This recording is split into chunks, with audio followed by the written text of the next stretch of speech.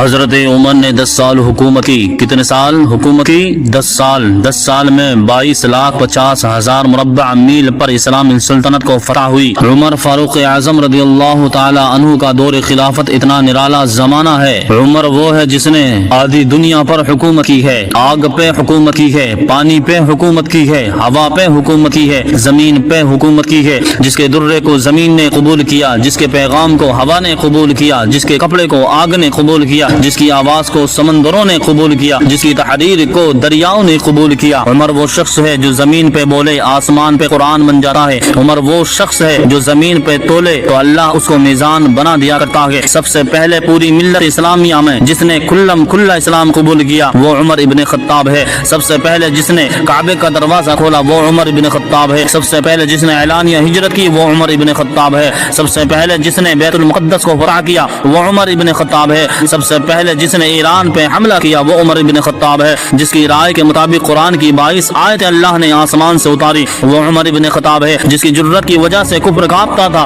وہ عمر ابن خطاب ہے۔ اس کے نام کی وجہ سے آج بھی انگریز لرزہ بر اندام ہو جاتا ہے وہ عمر ابن خطاب ہے۔ جس شخص کو اللہ نے بڑی عظمتوں سے نوازا وہ عمر ابن الخطاب ہے۔ جو پیغمبر کی مراد بن کے آیا وہ عمر ابن خطاب ہے۔ جو نبی کی دعا بن کے آیا عمر ابن خطاب ہے۔ پیغمبر نے جس کو اسلام کی عزت کے لیے اللہ کے حضور کعبے کی چوکھٹ کو پکڑ کر سر سجدے میں رکھ کر دعا مانگی وہ عمر ابن خطاب ہے۔ جو نبی کی دعا کا جواب بن کے آیا وہ عمر ابن خطاب ہے۔ جس شخص نے کلمہ پڑھنے کے بعد پھر کبھی کلمہ حق نہیں چھپایا وہ عمر ابن خطاب ہے۔ جس آدمی کی جرات کی وجہ سے شیطان اس کا راستہ چھوڑ دیتا ہے وہ عمر ابن خطاب ہے۔ جس کے سائے سے شیطان بھاگتا ہے وہ عمر ابن خطاب ہے۔ جس کی زبان پہ حق بولتا ہے وہ عمر ابن خطاب ہے۔ جس کے دل پہ خدا رحمت نازل کرتا ہے وہ عمر ابن خطاب ہے۔ جس کی نیکیوں کا مقابلہ آسمان کے ستارے بھی نہیں کرتے وہ عمر ابن خطاب ہے۔ جس کے تذکرے توریت و انجیل و زبور جیسی آسمانی کتابوں میں موجود ہیں۔ جس شخص نے 1036 شہر فتح کیے، جس نے 22,50,000 مربع میل پہ اسلامی سلطنت کا پرچم لہرایا، جس نے 4,000 مسجد تعمیر کی ہے وہ عمر ابن خطاب ہے۔ جس شخص نے 900 جامع مسجد بنوائی وہ عمر ابن خطاب ہے۔ جس نے